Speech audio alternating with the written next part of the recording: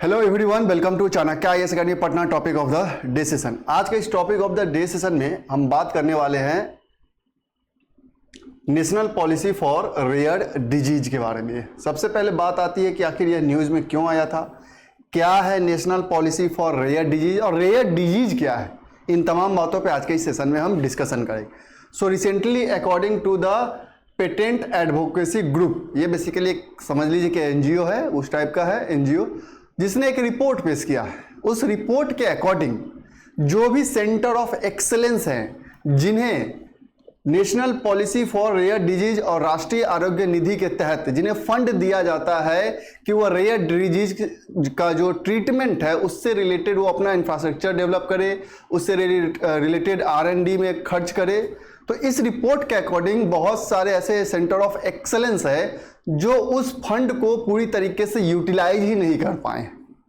So recently only 4 out of 12 center of excellence for rare disease have utilized funds provided to them by the government under the national policy for rare disease in the last 3 years। कि last 3 years में national policy for rare disease के तहत जो center of excellence को जो funds दिए गए हैं वो utilize नहीं हो पाए हैं according to patent advocacy group।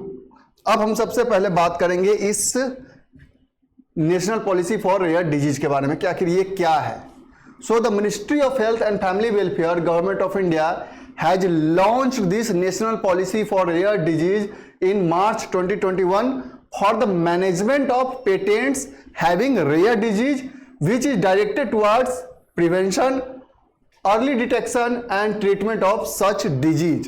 तो बेसिकली क्या है, इस पॉलिसी का मेजर एम ये था कि यह पॉलिसी जो है, जो भी लोग रेयर डिजीज से सफर कर रहे हैं उनके अर्ली डिटेक्शन के लिए, उनके प्रॉपर डायग्नोसिस के लिए, प्रॉपर ट्रीटमेंट के लिए यह पॉलिसी लॉन्च किया गया था। And this policy has provision for the free treatment of facilities for person suffering with such disease eight designated centre of excellence. और इसमें फ्री डिजीज का कह सकते हैं, फ्री ट्रीटमेंट का प्रावधान था और इन सेंटर ऑफ एक्सेलेंस को जो फंड दिया गया था वो यूटिलाइज नहीं हो पाया। अब हम बात करते हैं सैलेंट फीचर्स की। तो इसके तहत रेयर डिजीज को इस जो पॉलिसी 2021 का, उसके तहत रेयर डिजीज को 3 ग्रुप में कैटेगराइज किया गया। Group 1 disorders amenable to the one time curative treatment, कि वैसे रेयर डिजीज जो वन टाइम क्यूरेटिव ट्रीटमेंट से ठीक हो सकते हैं। ग्रुप 2 में क्या डाला गया, डिजीज रिक्वायरिंग लॉन्ग टर्म और life long treatment having relatively lower cost of treatment and benefit have been documented in literature and the annual or more frequent surveillance is required। So group 2 में वैसे rare disease को रखा गया जिन्हें बहुत लंबे समय का ट्रीटमेंट चाहिए, लोअर कॉस्ट ऑफ ट्रीटमेंट हो।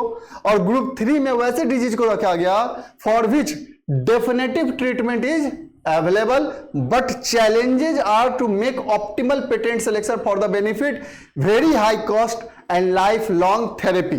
so ये 3 कैटेगरीज हैं जो national policy for rare disease के तहत इसमें रेयर डिजीज को कैटेगराइज किया गया ग्रुप 1, ग्रुप 2 एंड ग्रुप 3 में। अब हम सेंटर ऑफ एक्सेलेंस की बात करें। So this centre of excellence have been identified for the diagnosis, prevention and treatment of rare disease. तो बेसिकली इन्हें इस तरीके के मॉडर्न फैसिलिटीज से डेवलप किया जा रहा था, इस पे R&D किया जा रहा था ताकि रेयर डिजीज को प्रॉपर डायग्नोसिस किया जा सके, टाइमली डायग्नोसिस हो सके, टाइमली उनका डिटेक्शन हो सके, देन उनका ट्रीटमेंट अवेल कराया जा सके। This centre of excellence will be provided one time grant subject to a maximum of 5 crore each for infrastructure development for screening, testing, treatment and if such infrastructure is not available. और इन centre of excellence के तहत, इस policy के तहत उन्हें 5 करोड़ का one time grant दिया जाता था ताकि वो अपना इंफ्रास्ट्रक्चर डेवलप कर सके। Provision for financial support of up to 50 lakh to the patient suffering from any category of rare disease and for the treatment in any of the centre of excellence mention in NPRD 2021। और वैसे लोग जो rare disease से ग्रसित है और below poverty line है, उन्हें लगभग 50 लाख का जो फाइनेंशियल सपोर्ट दिया जा रहा था इन सेंटर ऑफ एक्सेलेंस में।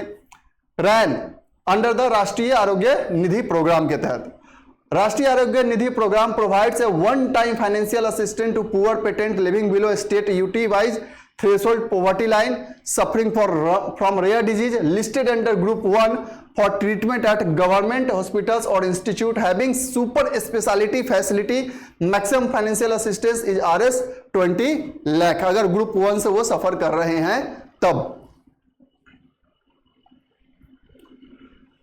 अब बात करते हैं कि कैसे फाइनेंशियल सपोर्ट वो रिसीव करेंगे। So in order to receive financial assistance for the treatment of rare disease, the patient of the nearby area may approach the nearest centre of excellence to get him assessed and avail the benefit of the fund. Treatment of the patent start immediately after the registration with Center of Excellence। निदान केंद्र, ये basically कह सकते हैं कि एक complain authority है जिसके पास आप जाके अपने प्रॉब्लम सॉल्व कर सकते हैं। Nidan Kendra have been set up for the genetic testing and counselling services, कि आपको लगता है कि आपको काउंसलिंग की जरूरत है उस दौरान, तो इस निदान केंद्र पे भी आप विजिट कर सकते हैं। It has provision for promotion of research and development for diagnosis and treatment of rare disease, promotion of local development and manufacture of drugs, and creation of a conducive environment for indigenous manufacturing of drug for rare disease at the affordable price। तो basically इसमें बहुत सारे other provision भी थे कि local level पर research and development किया जाए, इंडिजिनस मेडिसिन डेवलप किया जाए ताकि रेयर डिजीज को अच्छे से ट्रीट किया जा सके। लेकिन जो सेंटर ऑफ एक्सेलेंस थे, आउट ऑफ 12 एक ही ऐसा सेंटर ऑफ एक्सेलेंस है जिसने इस प्रोग्राम के तहत, इस पॉलिसी के तहत फंड को यूटिलाइज किया है। रेस्ट ऑफ द जो सेंटर ऑफ एक्सेलेंस थे वो कंप्लीट रूप से वो फंड को भी यूटिलाइज नहीं कर पाए हैं, जो कि एक चिंता का विषय है क्योंकि रेयर डिजीज का ट्रीटमेंट के लिए होना बहुत जरूरी है। सो आई होप आपको समझ में आ गया होगा कि क्या है रेयर डिजीज और क्या है national policy for rare disease 2021। So that's all for today, thank you.